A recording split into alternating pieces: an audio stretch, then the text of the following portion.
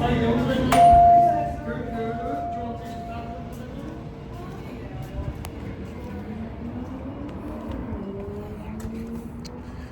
much Bitcoin does the United States actually have?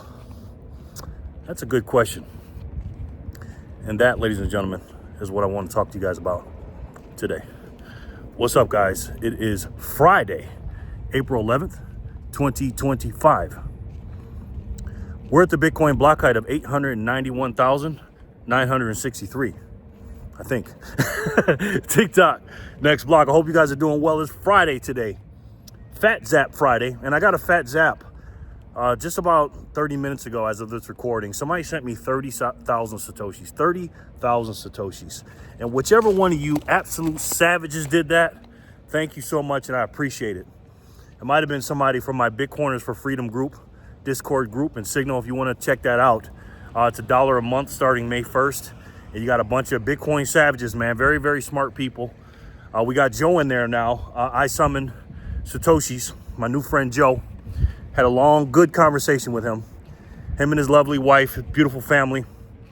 And we got some real good Bitcoiners in there, man. Letha, Jor, Mia from the Bitcoin Gospel. We got some real good people in there. So check it out in the link below. And also today is Friday. And I do a live Monday through Friday. And it starts at 7 p.m. Eastern, 4 p.m. Pacific, where you can come and get some free Satoshis. And we're on episode number 5 of the Hidden Secrets of Money. Pretty good series. So enough with the commercials, guys. Let's talk about this real quick, because it's a little bit of a buzzing story about how many Bitcoin does the United States actually hold. And there's 2 or 3 different numbers we got, right? We got the one that's on the U.S. Treasury, not the U.S. Treasury. That website has all the companies that own Bitcoin with MicroStrategy and Marathon and all this other stuff. Says it's got us at, I believe, like 200,000 or 197 or something like that. And then there's another number. They say it's over 200 something thousand. But then they say there's another number where you have to minus how many Bitcoins that are going to be taken away because that one company that kind of rug pulled some people, and we have to pay that back. We have to give that because we confiscated from that company, and you have to give it back to the customer. So no one really truly knows how many Bitcoin we actually own. But why are we asking that today? Well, because it's day, I think, 34 or 35 of when we're supposed to actually see how much Bitcoin we hold. March 6, 2025, as you guys remember, Donald Trump signed an executive order for the strategic Bitcoin reserve, and which was historic, right? But 30 days after that, he was supposed to, not him, but the Treasury, I believe, was supposed to audit how many Bitcoin that we have. And again, it's day 34, 35, 36, around there after March 6th. You guys do the math on it. What's today, the 11th? So however many days that is. We were supposed to come up with that number, and they haven't done it yet. And a lot of Bitcoiners, very prominent Bitcoiners to say the least, are being very skeptical of how many Bitcoins that we actually have, because there was a rumor, if you guys don't remember, back in, I believe, November 2024, that Joe Biden, well, he wasn't running anything, but the people that were running his administration under his name, that's my opinion, YouTube, were rumored to be wanting to sell, or going to sell a bunch of that Bitcoin before Trump took office, just to rug pull him. You know what I mean? Just the same way they did with the wall situation, the southern border wall, where they started selling, literally, the administration started selling parts of the wall for pennies on the dollar. That way, Trump couldn't use those parts of the wall to build the wall. These people are. Calm down, Jerry. Don't do it. Don't do it. It's a Bitcoin video. But that was the rumor. And when it, quote unquote, didn't happen, or we didn't think it happened, we were happy. Like, oh yeah, we have the Bitcoin. But the problem is we haven't got it verified yet. And again, what's the saying? Don't trust, verify. And again, a lot of people out here are wondering, not only why they're not telling us how many Bitcoins there are in that time frame of, the 30 days, but how many did we have before we even asked for the audit? What do we really have? Because that's what they say they have, but we don't know. Because again, during the Biden administrations, we sold off a lot of Bitcoin that we, confiscated and stuff like that. That's why you heard David Sachs, when Trump signed the executive order in the first place, he said we would have had a lot more, in dollar terms, more Bitcoin if the administration didn't sell. And it was a great executive order. It's not passed through legislation yet, which means it's not law. But Trump did step number one, or the official step number one. He did a bunch of steps before that, him and the team in his cabinet, is stop selling, meaning stop the bleeding, right? But again, stop selling how many? How many do we have back there? And this is why I tell people, man, the United States, and again, I'm not blaming Trump for this, right? And this is early, and these are the rumors flying, so I got to see what's up, But again, if we don't get this answer in the next week or two or something like that, people are going to be very skeptical of this, of what's going on, and including they're gonna ask Trump about this. And Trump, I think his position is this: it's simple. He's gonna take the credit if Bitcoin goes up, but if something messes up with Bitcoin, that's why in public he's always like, oh yeah, have fun with your Bitcoins, and they say never sell your Bitcoin. Is that right? And just his nonchalant attitude that if something happens to it, he's just like, well, I signed it, but But again, I think he knows a lot more about Bitcoin than he's letting on. But here's the thing.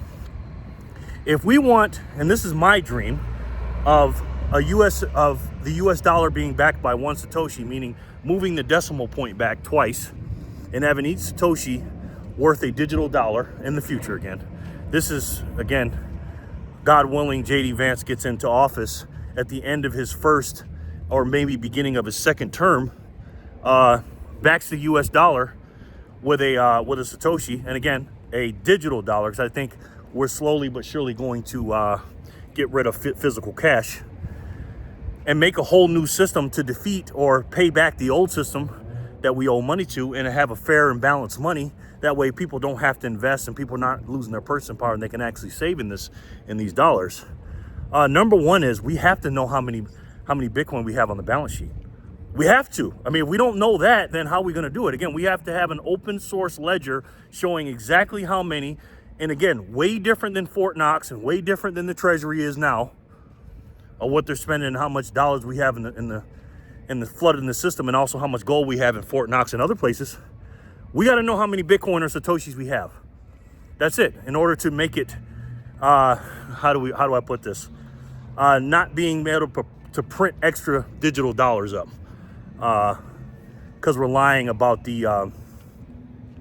about how many Satoshis we have, right?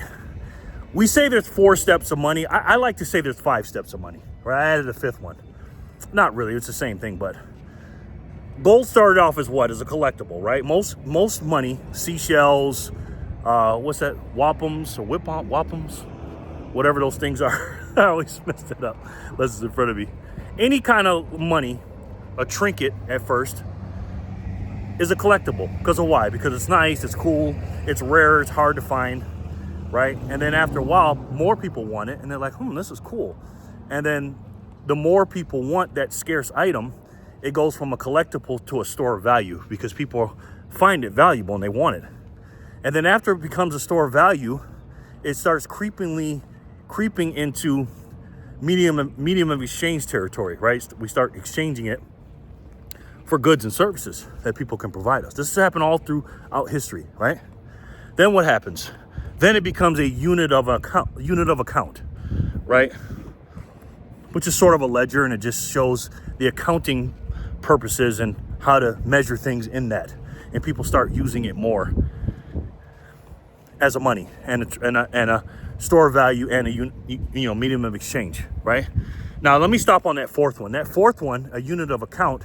As an American citizen, this is just me personally, I want the United States of America, like I said before, with the dollar backed by a Satoshi and moving the decimal point back twice, so we can have 100 units, each small units in a digital dollar. I want the United States of America, first and foremost, before any other country, to make sure that we have it as a unit of account in America first. Because again, we are the leaders of the free world. That's why they say that. And there's no better freedom in countries than the United States of America, country-wise, nation-wise, but there's no more better freedom in money than Bitcoin. We know that. So that fourth stage, I want the unit of account to be in America. And then that fifth stage, that I used to call the fourth stage, is the world reserve currency, or the world reserve asset, which means the whole world uses it as a unit of account.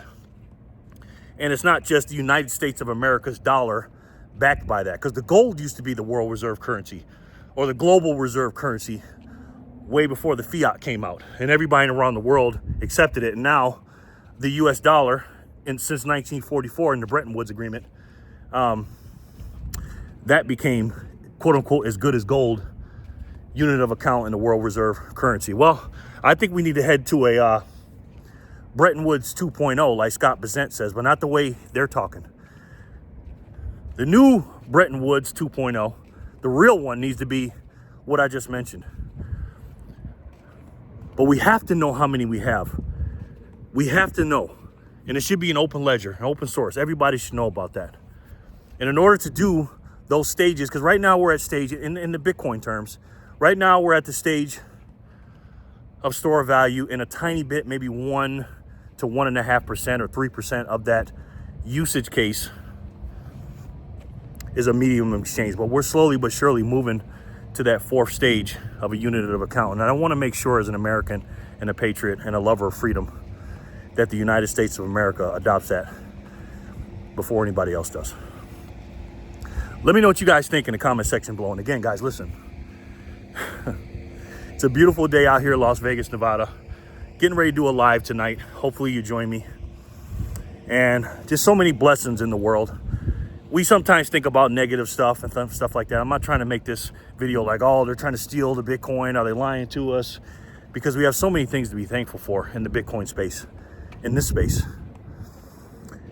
And since you guys know my 5 steps of the money now, and we know how this debt is just criminal, and we've been learning this the last 4 days in this series that we've been doing. And we know that inflation is outrageous, and the U.S. fiat dollar is broken. Guys, we already know there's only one way to stop this stuff, and to make sure that not only we pay off the debt, we stop inflation, and to make sure our grandkids are safe and secure with their finances in the world. And if I had to take a guess, I'm pretty sure you guys already know what that is. It's the best way to save. And for me, the only way to save. And that's Bitcoin. I love each and every one of you, and I'll talk to you soon.